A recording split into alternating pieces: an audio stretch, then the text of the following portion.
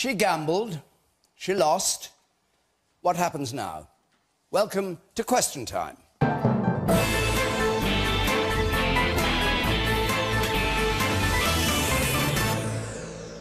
And on our panel here in London tonight, the man who ran Theresa May's campaign for the Tory leadership, the Transport Secretary Chris Grayling, Labour's Shadow Attorney General Shami Chakrabarti, the author and former political editor of the Sunday Times and the Daily Mail, Isabel Oakeshott, the comedy writer who created the television series The Thick of It, Armando Iannucci, and the man often thought to have inspired that belligerent spin doctor Malcolm Tucker, Tony Blair's former spokesman, Alistair Campbell.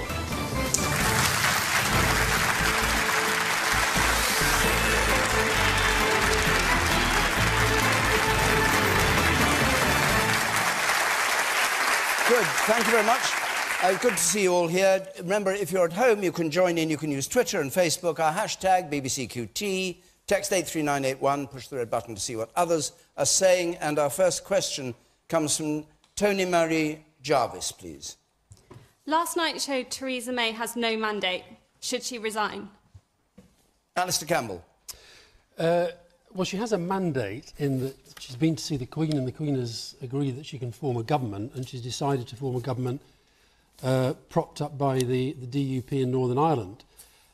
I would perhaps ask the question, does she have any authority?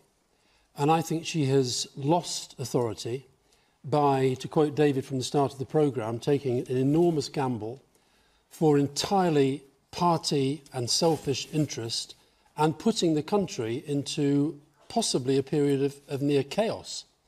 And also, I am really, really worried about the deal that she has done to stay in power, because the DUP are a party in Northern Ireland that did very well in the election. But one of the most important things that I think is at some risk at the moment, because of all the sort of chaos and confusion in our politics, is the Northern Ireland peace process and the Good Friday Agreement. And she has gone into bed with a party from which previous governments, including the government led by John Major, have always stayed studiously neutral. OK. I'm not going to stop you there, but we're going to come to it. We've got a question. OK, fine. But should she resign? I think that she doesn't have to resign. She can govern, but I don't think she'll be able to govern for long. And I think because she has fundamentally weakened herself in the eyes of the public, in the eyes of her party, who have fairly stark regicidal tendencies when they have losing leaders, and also at a time we're going into the most important negotiations of any Prime Minister since the Second World War, she is losing authority in the eyes of those with whom she's going to have to negotiate. So I think she's a busted flush.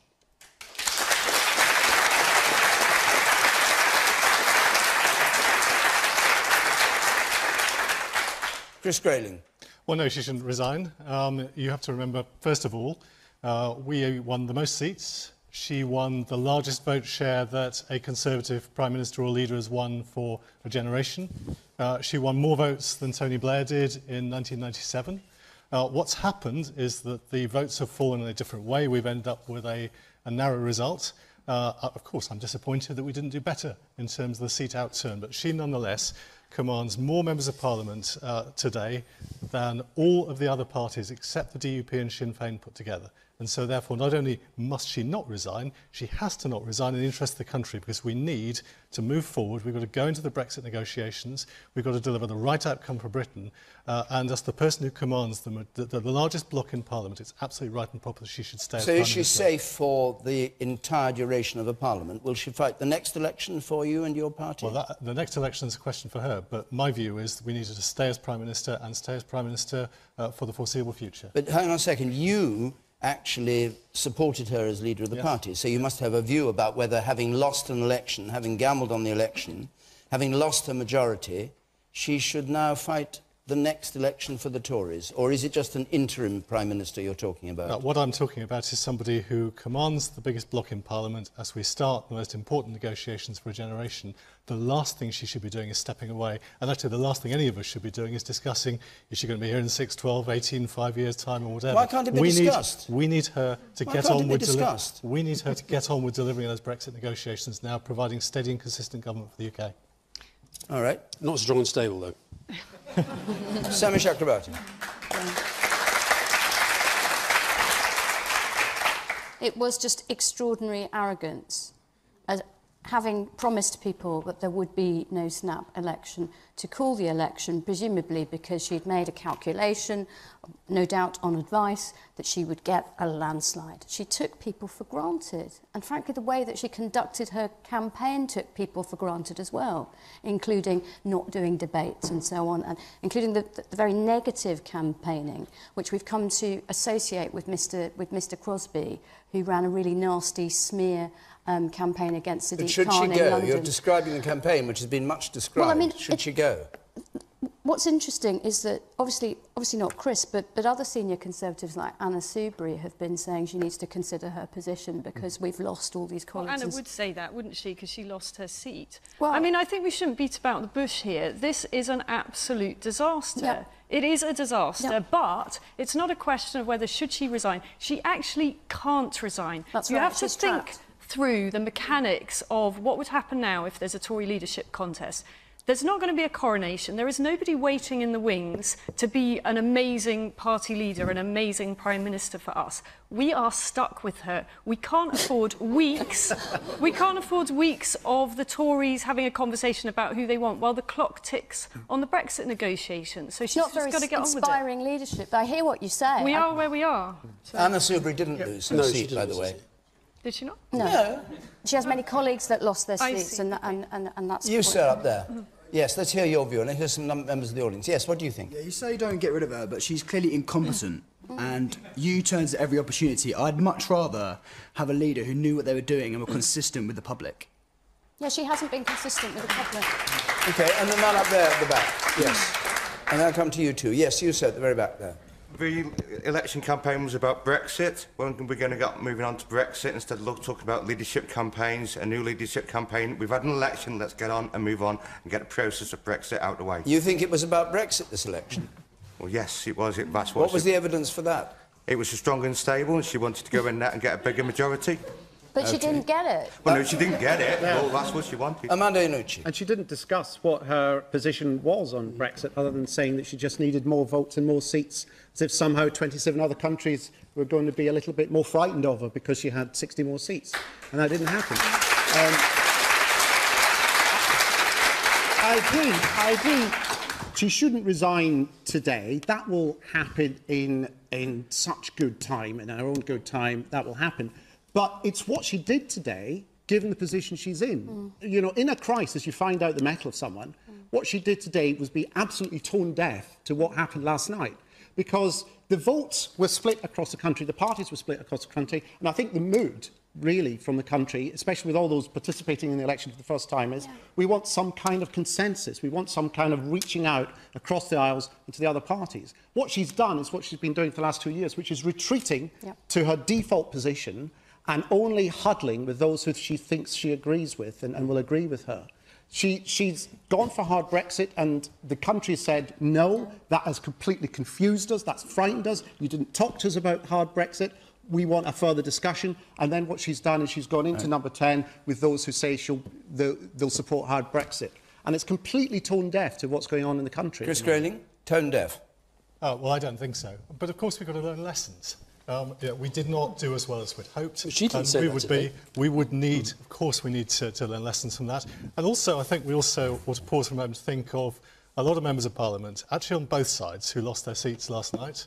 A huge change for them, huge disappointment for us who are still there, losing many valued colleagues. But of course, we've got to learn the lessons. And what lessons have you got to learn? Well, I think we need to look back at the campaign, look at what we did, look at the messages, and think about how we make sure in the future that we do better than we did last night. Can you pick out any particular element in the campaign that needs to be investigated? I'm Where going do to you take the start? time, as we We'll all be here all are, night, to look through and think about things, but actually at the same time we've got to get on with those Brexit negotiations and deliver the right outcome. Okay, why don't we learn a lesson from what the DUP did for the last 6 or 7 years, which is go into a partnership with Sinn Féin? There are other parties and people she could have spoken to other than just the DUP.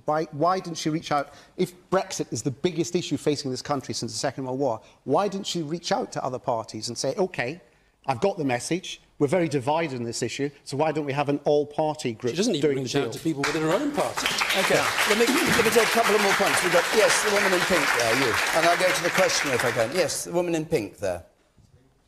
Come on, there, in pink. There we are. She was never passionate about Brexit. She's a Remainer. She's never going to be able to negotiate with any conviction. And what do you think she should do? Stay there? She needs to stay for the continuity of the government, for the continuity of the country, for now. But she'll be pushed out if she doesn't go herself voluntarily. And Tony Marie Jarvis, who asked the question, what's your view?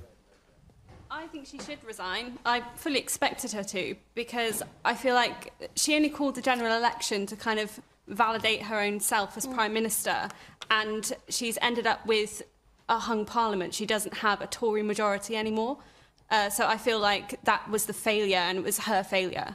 OK, let's stick, a number of hands up, let's stick with the topic, but just have a different angle on it. From Deborah Litley, please.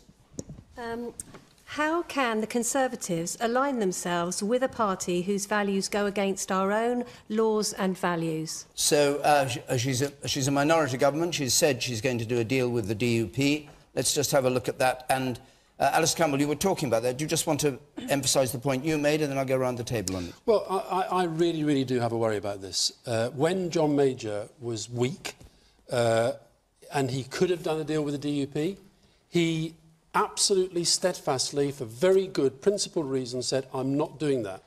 Because he didn't want to be in hock to that party when the government... We have a situation at the moment in Northern Ireland where there's been a political crisis, where they're trying to get the administration back up, and where the government is the mediator, our government is the mediator with the Irish government between the DUP and Sinn Féin. How can our government be the mediator when the DUP are going to be part of our government? And she's playing fast and loose with on Brexit, with Margaret Thatcher's biggest achievement, which was the single market, and now on this with John Major and Tony Blair's greatest achievement, which was the peace process in Northern Ireland. She is putting that at risk with a sordid, disgraceful, dangerous deal.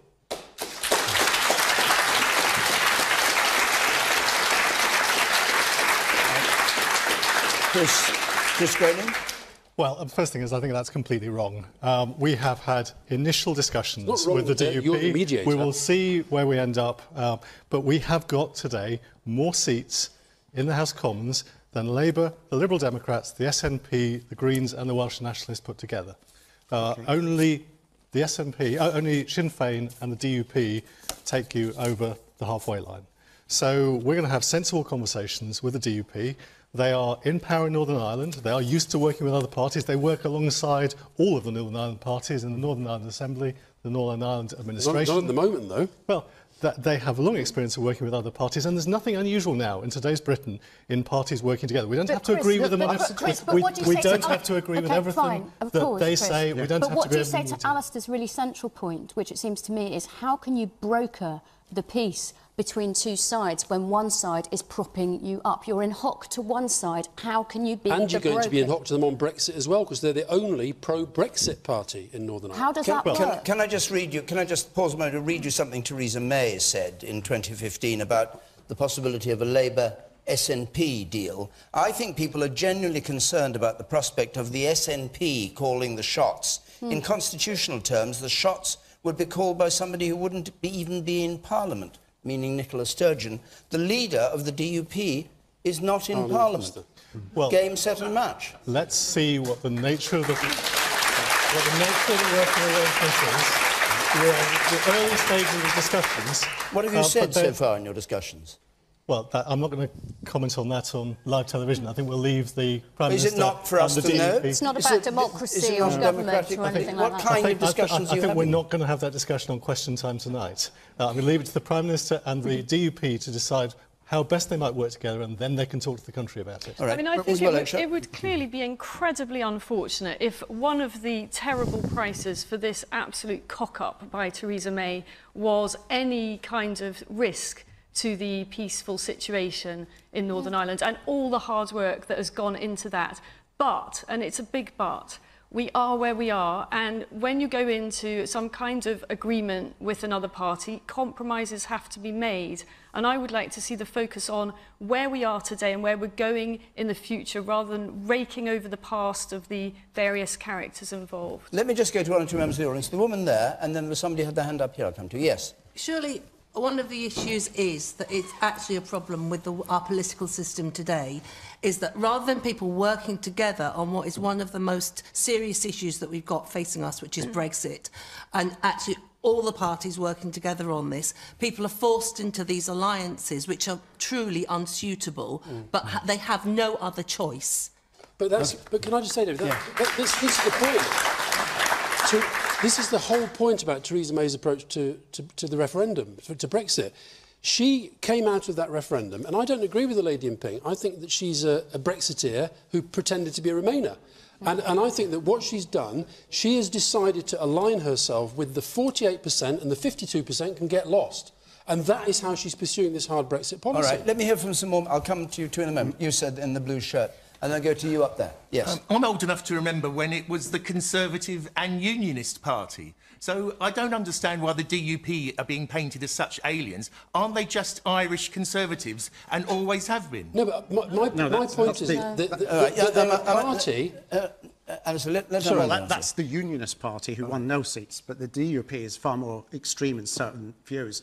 Two things I want to pick up, two arguments that we've heard that I just want us to be aware of and analyse. One is to say that the Conservatives are the largest party, got the largest number of seats and largest number of votes, and therefore they're entitled to govern, is exactly the argument that Nicola Sturgeon used last night in Scotland, and all the rhetoric coming from London is that doesn't work. She lost. So you can't apply that argument to the Conservative Party at the same time. There has to be a reaching out beyond just the Conservatives and the DUP to a far wider consensus. The other thing is the question. I want to question the premise behind the question, which is there's a deal. There hasn't been a deal. That's the problem. She's gone ahead and formed a government without arranging anything with the DUP, which means they can ask for anything. And she's the one who thinks she's best placed to negotiate Brexit. Absolutely. That's right, isn't it? At the moment, it's a minority government. It's not even a coalition with the DUP where they can set out their joint stall. So Arlene Foster, the leader of the DUP, said this afternoon that she wanted to operate to work in a way that gave us stability for the future.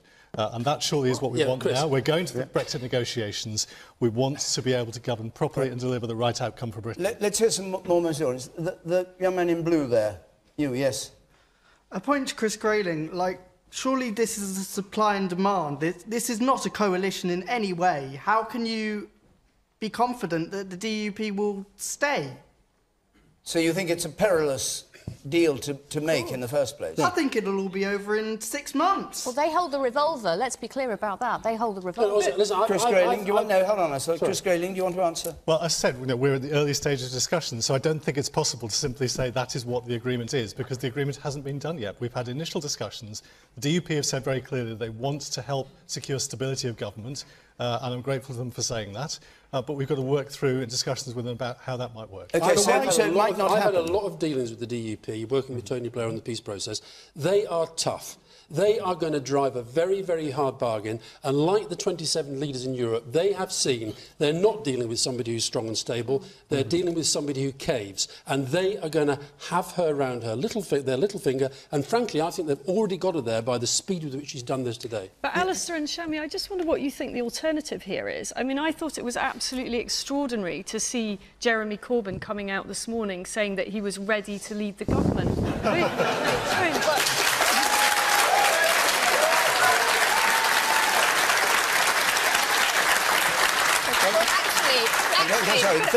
Finish your point. I'll come to you. My point is that he had almost 60 less seats than the Conservatives. So how can he possibly have either the moral or numerical right to do that? Well, no, I mean, we're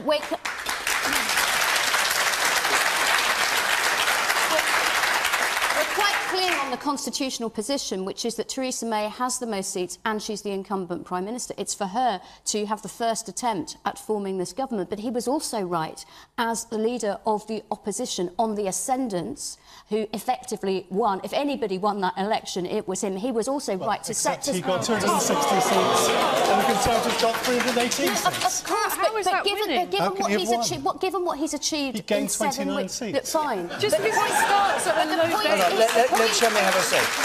Just explain his victory. He is right to. He is just right constitutionally to say that if she is unable to form a government, it's his duty as leader of the opposition to attempt to form an alternative government, and he's right in that. Well, I'm sure we're all very grateful, but it doesn't mean anything. Well, being sarcastic. No, but David, You can be as sarcastic as you like, but that when the doesn't help Tory Lib Dem coalition started, Gordon Brown was the incumbent Prime Minister, didn't have the numbers to form majority, and yes, there was a process of 5 days. They didn't have to wrap it up in 10 minutes. So what do you think she should do? Well, I don't think she should have rushed so precipitately into this particular What's the alternative? I think the alternative was actually for her to come out and signal a different approach to Brexit, actually possibly to have indicated that she could have talked to the other parties. Yeah. And I hope actually now that Shami's leader, Jeremy Corbyn, will actually step into that space and say, we can start to try to put together with the other parties an understanding of what we're doing in Brexit. What she did on the step of number 10 today,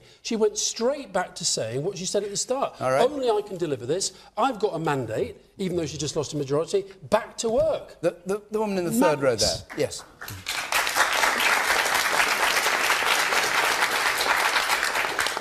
Taking this back to the DUP, Chris just said there that there's nothing unusual about parties working together. What is unusual is that we have a party like the DUP, which is anti-same-sex marriage, which denies climate change at the forefront of British politics, and I am absolutely petrified at the prospect of such a coalition of chaos and worried about the direction which they're going to take our country. I'm terrified about that.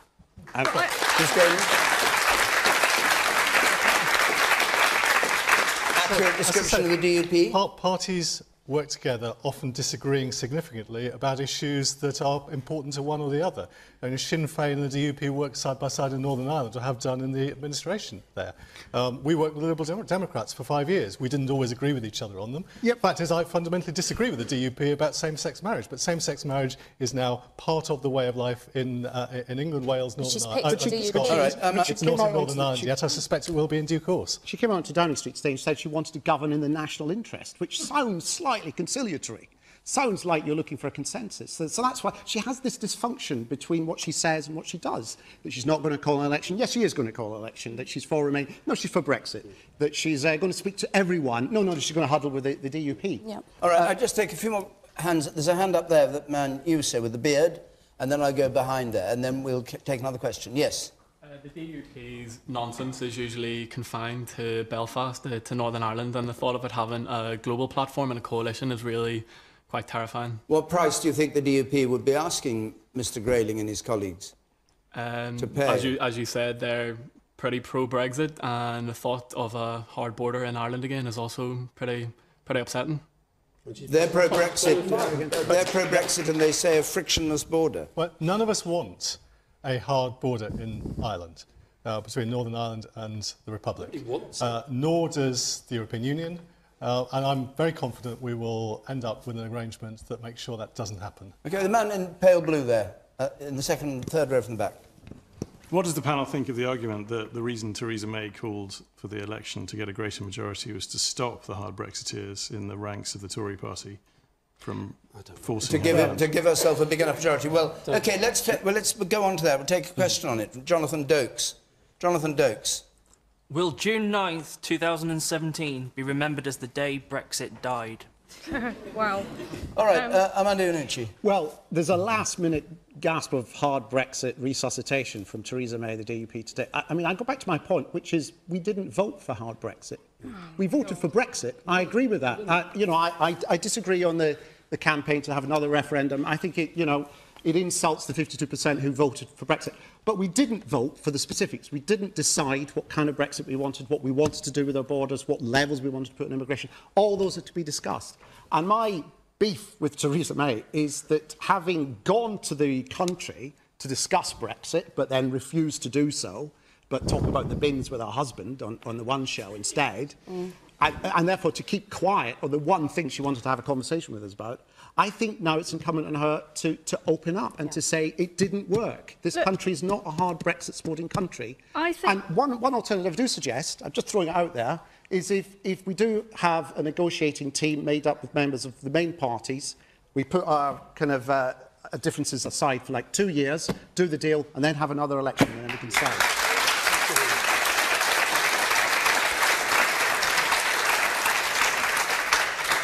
I think there's a really cynical operation underway here on the part of Remainers to try to pretend that last night's result was some kind of verdict on Brexit. Now, although Theresa May called the election ostensibly to get a greater mandate on Brexit, one of the weird things about the campaign is that Brexit was hardly talked about at all. And in fact, if you look at the results from last night... She didn't talk about it. If she has no plan. She wanted a blank check. If you look at the results from last night, some of the loudest voices on Remain, like Nick Clegg, lost their seats. And Alistair, you spent much of the campaign moaning about how no one was talking about Brexit. So how can you now say that, for some reason, this is now a verdict on Brexit? I'll tell you, I'm not saying it was a verdict on Brexit, but Brexit was an issue. One of the most extraordinary...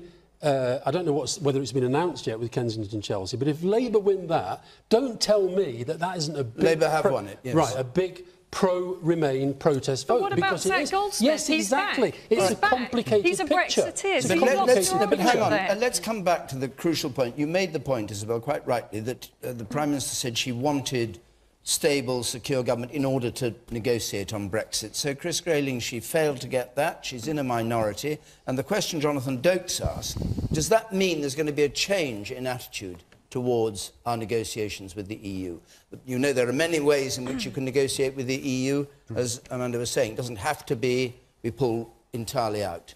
Is it going to modify her approach? Well, yes, the question is, it was June the 9th, the day Brexit died. No, Yes. not at all. We had It depends what you mean by Brexit. A clear referendum. It was the day hard Brexit died because you haven't got the numbers. Well, I don't... You haven't got the numbers. I do not accept... You haven't got the numbers. I don't accept the concept of... Anna Soubry is back. OK. She's not going to make a difference. Some of the Tories are going to help to stop a hard Brexit because they believe there is no mandate for it. Well, I do not believe... Let Chris Grayling set his stall out. I do not believe in this concept of hard Brexit and soft Brexit. I'm with you on that. We voted... We voted to leave the European Union. We voted, in my view, to have the ability to control the flow of people into the United Kingdom. We voted, I believe, to have good, constructive relations with our European neighbours, to have a comprehensive free trade agreement. All of that requires us to take the approach the Prime Minister set out. There is no magic alternative way. There's no magic way of staying in the single market and limiting the flow of people into the country. And if there's one message that came to me loud and clear out of the referendum, is that people want us to have the ability to control that flow of people. So what Theresa May has set out is the only realistic way to pursue a deal with the European Union that works for them, that works for us. It's what we want to have. We want to have a collaborative relationship. We want to work together in areas like security and defence, and we want a comprehensive free trade agreement. And I think that's what the overwhelming majority of the people in this country who either voted for Brexit or accept the result of the referendum want. What do you think... What do you think that the leader of the Scottish Conservatives, Ruth Davidson, meant, who did so well in Scotland and who was so admired by the Conservative Party, when she said in a press conference yesterday, we must seek to deliver an open Brexit, not a closed Brexit, which puts our country's economic growth first. An open Brexit, not a closed Brexit. Well, Does that mean anything at all? I agree with that. I did not campaign to leave the European Union for this country to become closed door, erect barricades at Dover, cut itself off from the world. What I want us to be, what I want us to be, is an outward-facing, globally focused nation, trading with the world. But I do want us outside the political structures and the process of integration that is being driven in Brussels. All right, let me take a couple more points. You, sir, in spectacles. I go to you, and I go to you at the back, and then we'll take another question. I mean, the vote yesterday was a vote killing Brexit because the vote was. The hard Brexit parties got 44%. They got 52 in the last Brexit election. Yeah, but now this time they got 44%. It's just so obvious that the campaign was not about Brexit. It was about the UK. Brexit vote was about the UK. The whole thing is. And you're squabbling about the who wins and who loses. The vote yesterday was about the UK and how we govern ourselves, and it's not about. And Brexit is going to ruin that. It's going to ruin all of the people in. It's just going to ruin this country. All right, you sir. I'm losing my way among the hands here. You in blue, yes. Yes. Yeah. My request to the Conservative Party would be, even for those Remainers who are now committed to the idea, why don't you come clean with some clear details instead of giving vacuous cliches like Brexit means Brexit? Because they don't know. Also, the 12-point plan that Theresa May published, 9 out of them are tautological statements. All of us, we have been waiting for months now to come up with some clarity. Yes, I was a Remainer, but now I'm committed to the idea. Give us some details. What do you want? Do you want to close it? Do you want to keep it open? What are your trade policies? Exactly. There's no detail at all. I think, sir, you're really onto something. I think Theresa May called that snap election because she was cocky that she was going to get a landslide. Why did she want a landslide? Not because she wanted to unite people and bring all parties together, but she thought that the landslide would give her a blank cheque that would cushion her, A, to just ram through any kind of deal, whether it's popular with the British people or not, and not share the details with us. And if it went sour, she thought she'd still have a bit of a cushion. That has all gone completely wrong. And so, yesterday and today, she should have been doing exactly as people have been saying this evening, and she should have been saying, I called this election to get greater numbers and greater strength. That hasn't happened. I am going to have to change my approach and bring more people with me. All right, the man in the middle there, and come to you, yes. By the way, I just... For the record, I have to correct. I thought that Kensington Chelsea had declared. It hasn't apparently yet declared. It's gone to La La Land. Yes. So no party has a majority now. So I think all parties have a responsibility to reduce the risk that this country has constantly been exposed to. A referendum that we didn't really need, an election that we didn't really need, constant risk, that the risk and uncertainty that their country's being exposed to. Every party now has a responsibility to get rid of that risk and get the country back on the rails. By doing what exactly? That's my question, to ask them. What are they all going to do? Can I just bring in a little bit of reality here? Last night, the vast majority of people who voted, around 80% or more, voted for parties that have said we want to leave the European Union. Both the Tory and the Labour manifesto pledged to leave the EU. So let's not rewrite that. And in fact, the Labour manifesto says it wants an end to free movement. That means coming out of the single market. But the other reality is that she called the election to discuss Brexit. She called it. She said this was about Brexit, and then she didn't discuss it. No, because she wanted a blank cheque.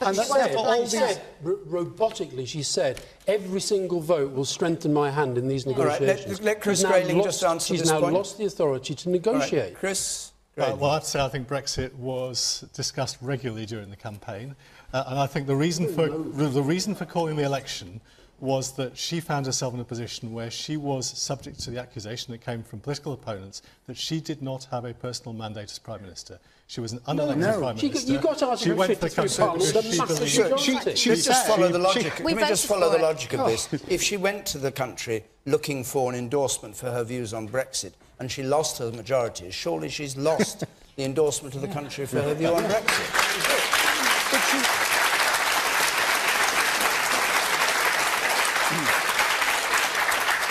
She is the Prime Minister with the largest block of members of Parliament in the House of Commons, with 43% of the vote, in a Parliament that voted overwhelmingly for Brexit. Who said, if I lose 6 seats, then Jeremy Corbyn will be Prime Minister and I will have lost the election. Well, he isn't, Shami, so get over it. All right. You can be as rude as you like. OK, we've got other things to talk about because we've been round that a bit. Just a note, we're going to be in Coventry next Thursday. It's Friday today, I know, and Question Time is normally on a Thursday. We're in Coventry next Thursday. And the Thursday after that, we're in Plymouth. So if you'd like to come and take part in Question Time, put questions, argue with the panel. The details are on the screen there of how to do it. I'll give them again at the end. But let's take another question and put the boot on another foot. James Van Gogh Searle, please. James Van Gogh Searle. Why are Labour happy about losing another election? Yeah, good question.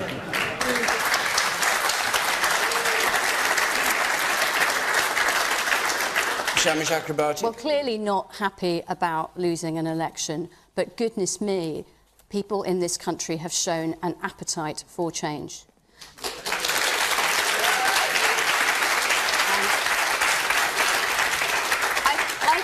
personally think that something quite extraordinary happened over the past, 7 weeks, when you had all the commentariat and you had Theresa May and her colleagues, completely dismissing Jeremy Corbyn's leadership, the whole party. It was all a joke. It was going to be a complete disaster. We were going to be annihilated. And look what happened when what happened. We got some fair coverage in the broadcast media. There was even a certain David Dimbleby who had said at some stage in the campaign that there hadn't been fair treatment of the Labour leadership in the media. You get mercifully, during a British electoral campaign, which is something to be proud of, a fairer treatment for different parties but you lost, in the media. that's the point. We did, but we made such... No, of course we did. No, I'm not going to... I'm not... Isabel thinks that I'm running away from the realities. Of course we lost, but we made such gains and we ran such a positive campaign, and we did as well as we did because we weren't attacking people and calling their character into question and calling them names. We ran a positive campaign around a manifesto that was incredibly popular. And yes, it was about the NHS and getting rid of tuition fees and not treating the elderly in the way that's proposed by the government. Okay. Our manifesto was popular and theirs was not. And you lost. I get it. You, sir. I'm sorry, yes, but I'll come to you. Yes. I'm sorry. You not only not lost this election. What actually happened is Labour made this situation now that we have uncertainty and confusion because we did too well. Because we did too well. Because what's happened is because nobody believed that you're going to win. Nobody believed that you're going to have majority. What's happened is you stole all the voices, and then what's happened is it's a complete mess now. Alistair Campbell. It's like, by the way, I say it in an English sentence, proper English sentence. It's like a dog in a manger. Don't win and don't let anybody else win. And this is what Jeremy is doing. He's not winning and not giving anybody That's a very strange theory of democracy, sir. That's a very strange theory of democracy. By the way, Kensington Chelsea has now been declared and Labour have taken that seat. Alistair Campbell.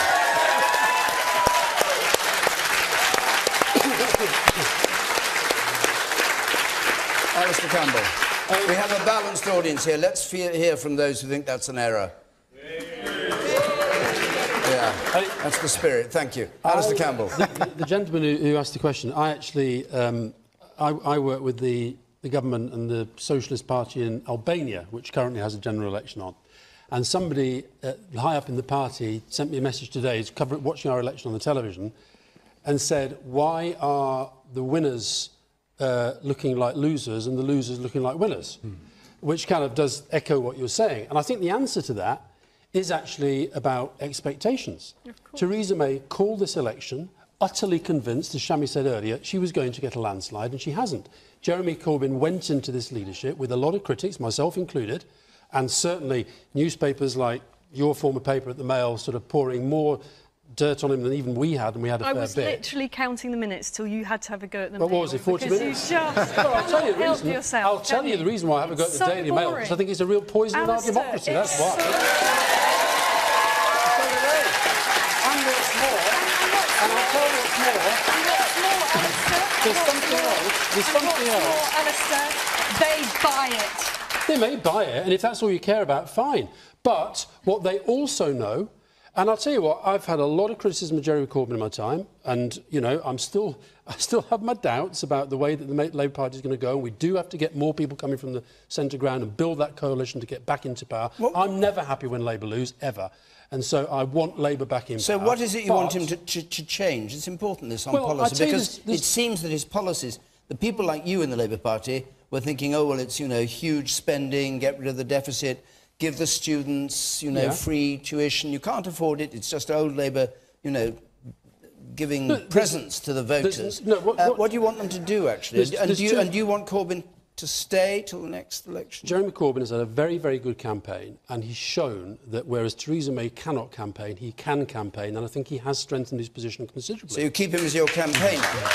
No, I think he's... Look, I'll tell you what I want to see. I mean, since the whole sort of Blair-Brown era, and people still focus on it, and I just want the Labour Party to get back to where we are an opposition that understands the challenges facing the country, and understands that nobody ever wins from just a section of the electorate. You have to go broad and wide. The other thing I'd really like to see Jeremy Corbyn do is actually now, because I think there's a lot of the doubts that stopped people voting Labour was this idea that he was not remotely prime ministerial. I think he can step up now on the question of Brexit by doing what Theresa May is refusing to do, and that is actually to start to reach out and talk to other parties about that. But I just wish we could get over this old Blair, the sort of factions and all the rest of it, and start cementing the Labour Party. Well, you wish it. You're the one who's been stirring it up all these years. Well, yeah, a little bit. I accept that. A little bit? No, actually, it is a little bit, because since the second leadership election, most of the critics have frankly just shut up and got on. And I think what has been shown, Jeremy Corbyn has been able to energise people, but what we mustn't run away from, it was actually quite a small swing. There's a lot more to do to get Labour Party back as a party of government with a credible government that these people will vote for. I'll come to you, Chris Grayling. Let's just ask Alistair a question. Would you and Tony Blair have been comfortable proposing to the country this Labour manifesto with all the economics behind it and all the numbers and all the issues about borrowing and extra cost that was not met by taxation? And would you have been comfortable with such a huge increase in corporate taxes just at the moment we're about to leave the European Union and we want to attract investment to the United Kingdom? Well, I voted for it. I voted for it. I voted for it, and I know that Tony Blair voted for it. Would we have done that back in 97, 2001, 2005? I suspect we wouldn't. However, I do think where the Labour Party is onto something at the moment, and this is the big thing that replaced Brexit at the heart of this campaign, is people are sick to death of austerity and being told by the Tories there is no other way. Alistair, thank you very much. The man there in the 1, 2, 3, 5th row, yes. You, sir. Yes? Far away. You've got the microphone there. I think the only reason that the Labour did so well was because Jeremy Corbyn was offering the earth, the world, which he couldn't cost. Every time they were asked, they didn't have an answer. Jeremy Corbyn and Diane Abbott couldn't answer when they were asked the question about costing. So you say that's why he did well. So you're saying the voters were gullible? Because the voters were gullible. You don't respect the people that voted for the millions and millions of people that voted for him. They did well because of what he was offering. He couldn't afford it.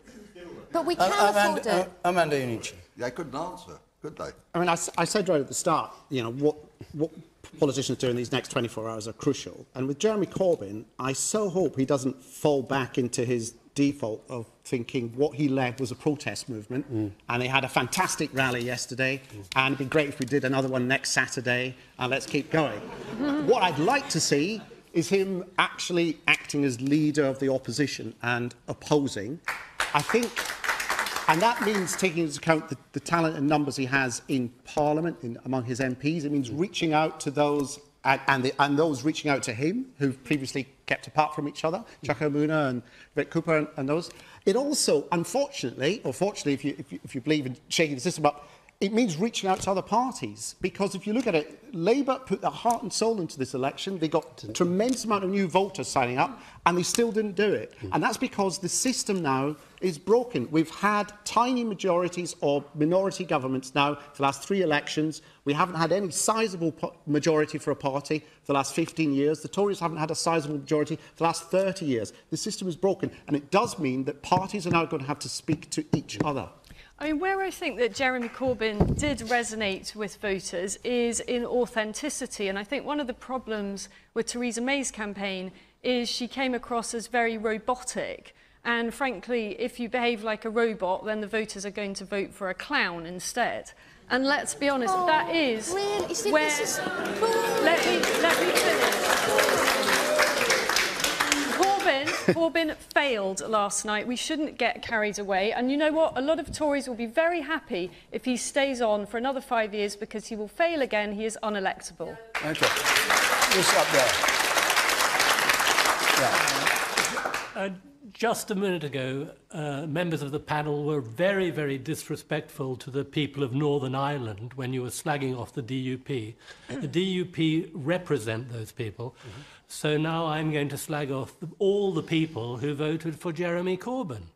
There haven't been any cuts Every year, public expenditure is going up 10 or 20 billion.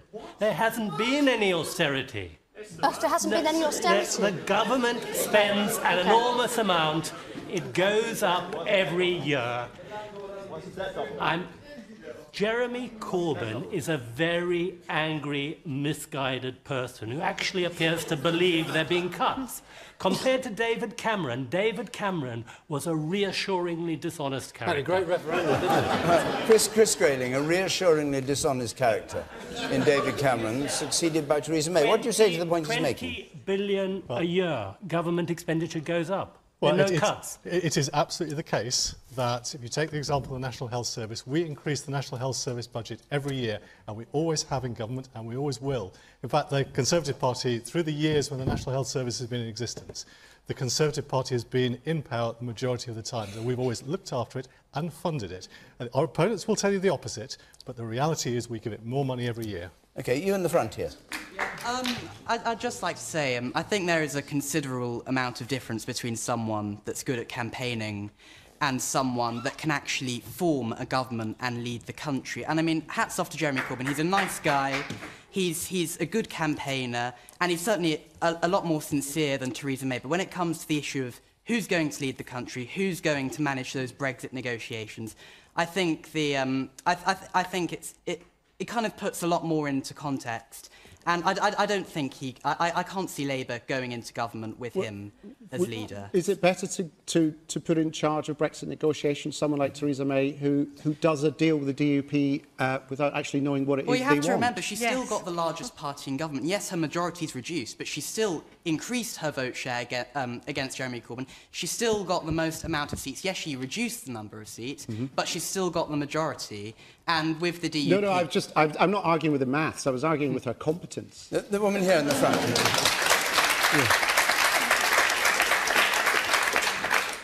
Do you think if there had been less anti-Semitism in the Labour Party from people like Corbyn and perhaps you, Baroness Chakrabarti, Corbyn would be in power, in government?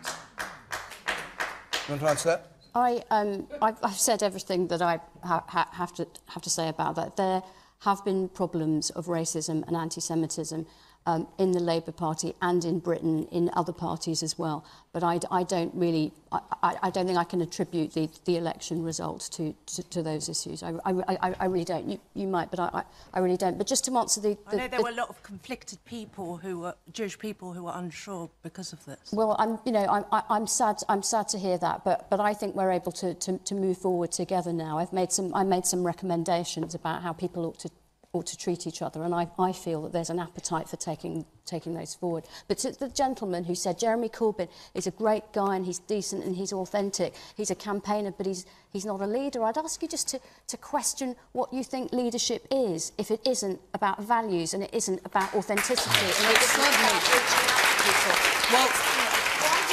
It's certainly not attending vigils for IRA terrorists and bombers that attack innocent people for their own political gain. And you have at least got to be able to lead your own parliamentary party. I mean, Shami, would you say that your party has provided high-quality opposition in the last year?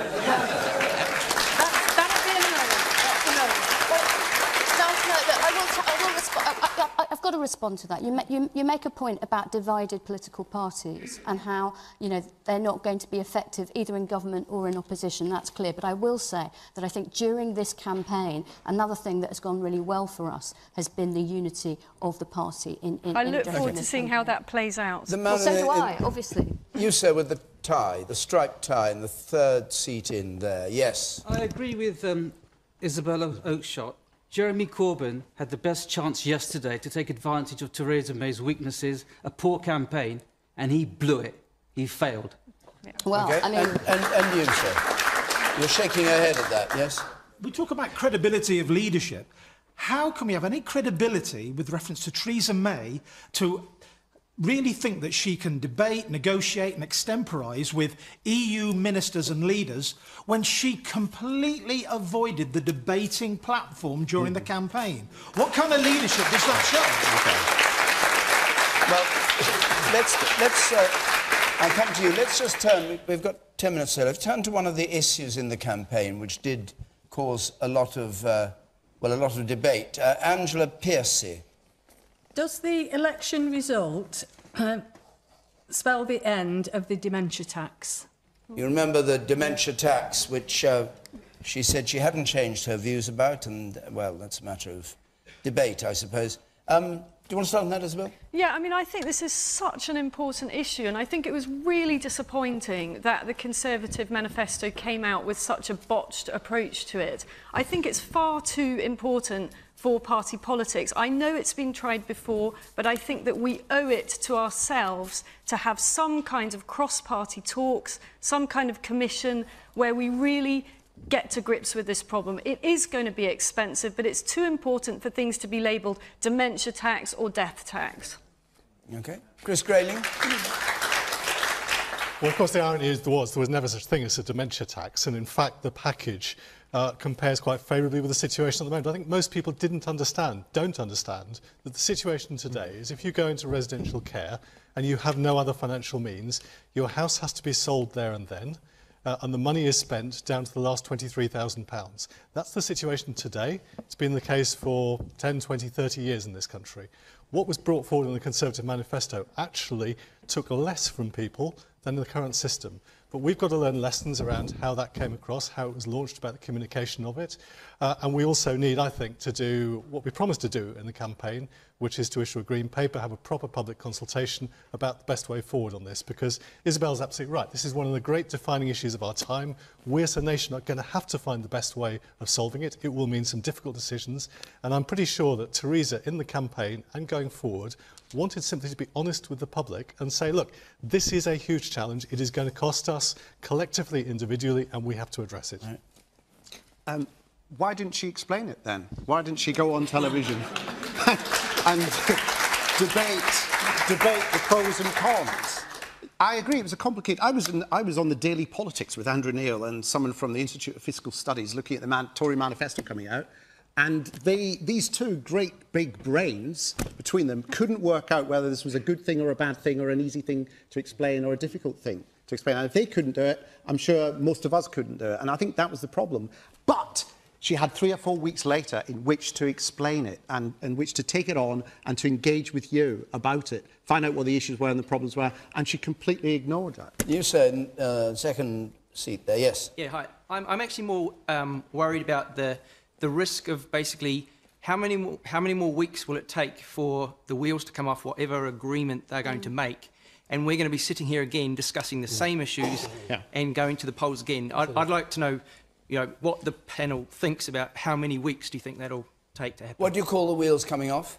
Well, I don't know what agreement they've done together, but obviously when you've got two people or two parties, with the DUP, they'll disagree. The wheels will come off. Something will happen. I think, David, it was the social care policy that actually made the wheels come off the campaign, because I think it was one thing for Theresa May to say, "I want a blank cheque for Brexit," which is why I'm having this election. But what that did was made people think, "Hold on a minute, she's trying to get a blank cheque for everything." Yeah. And Chris, the one of the things you've got, the one thing you've got to do in a campaign, we're back to the question of competence.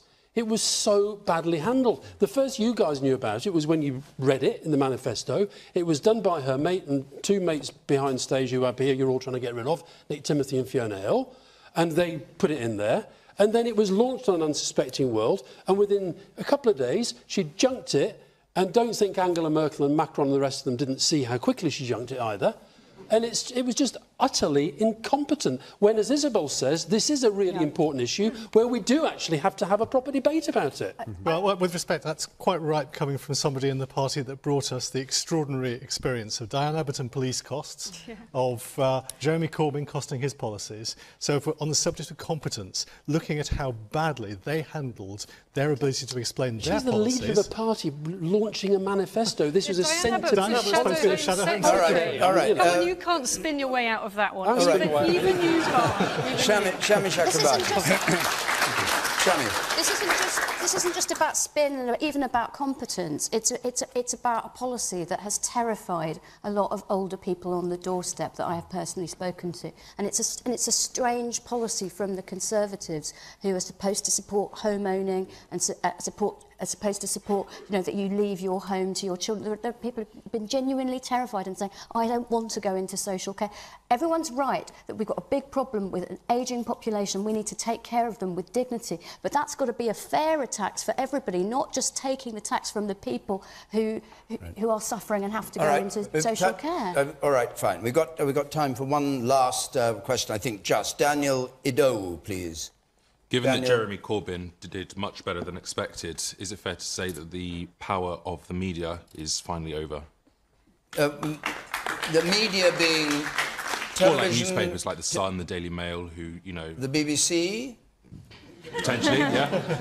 The media's power in favour of social media, or what? The Sun and Daily Mail in particular were very, well, mean, if you like, towards Jeremy Corbyn. And I think it's been shown in the election yesterday. All right, so then... All right, Amanda Iannucci. Well, I think we felt for some time that the way the newspapers have treated anyone on the left has been a sort of a fiction. It's their own story that they sell. And I think most people know that it's their story. It's a fiction.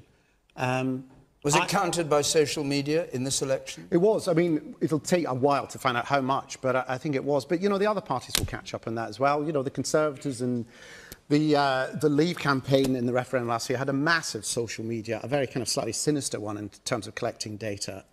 And I think what it does is actually raise the whole issue of the influence Facebook and Google and those outlets have, that they are no longer just distributors of information. They are publishers, and they need to be regarded as publishers. They publish stories for profit. That's how they work. And that raises that question of how we now deal with that. I just want to get in here before Alistair does his usual rant about the Daily Mail. I think it's a perfectly legitimate question, and it is really difficult to gauge, because when I saw the Sun and the Mail combined front pages yesterday, I really thought that might make a very significant difference, and actually clearly it did not. We will never know how much smaller the vote would have been. What did they say, these two pages? Well, they were both pretty robust in their hostility. I mean, I think we found that Jeremy Corbyn was portrayed as a dustbin, and we were advised to bin Corbyn, or don't let him put Britain in the bin. But that said, I think they made a big difference during the Brexit campaign, so you can't kind of have it both ways. It's very difficult to judge. Chris Grayling? Well, I think the lesson for all of us as politicians is we cannot decide how we communicate to people. We have to look at how they receive their information. And there's a lot of work to do in the future on improving what we do with social media. But I think Amanda makes an important point, that actually we also have to be sure that what is being put on social media is accurate, because we want a democracy that tells the truth. And a lot of the time, how often do you complain about that? Or are you accurate, Alistair? You've got very good records. Okay, we've got a minute. Let's not better than yours. Yeah, we've got a minute. Fake news on the internet is a problem. So much better Let's not spend it all on the Daily Mail. Very briefly, It's not just about being accurate. Sometimes it's just about being fair and giving people a fair shout and a fair hearing. And it's also about nastiness. And I just think there was a moment perhaps in this campaign where some of this attack stuff just went a little bit too far on social media and in the conventional movement. Very brief point, obviously. We've got 10 seconds for this. I think it's possible, actually, that the Mail in particular was so over the top Here we go. that in the last few days it actually helped the Labour Party, because I think the public have seen through it. And I do urge you all, thank you for encouraging me to do this, Isabel, I do urge you all, if you really want a healthy democracy, stop buying the bloody Daily Mail.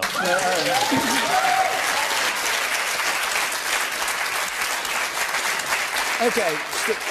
I don't know why we have to go on about the Daily Mail all the time, but anyway, our time's up. Next Thursday we're going to be in Coventry. After that we go to Plymouth. If you'd like to come along, there on the screen is how to do it. Call us on 0330 123 9988.